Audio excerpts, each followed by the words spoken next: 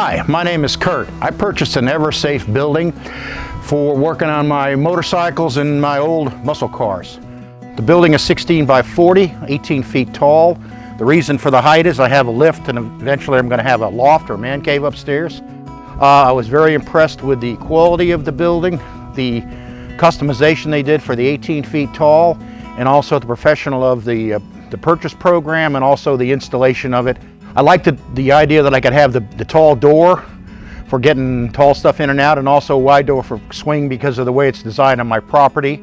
The colors that you can pick, so they blend in with your current residence or your commercial application.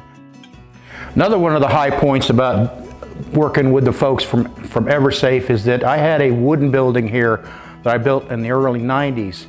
And I was always concerned about the hurricane survivability of it. And when we started designing this building, they said, well, we can design it for 170 miles an hour. And I said, awesome, that'll be the thing.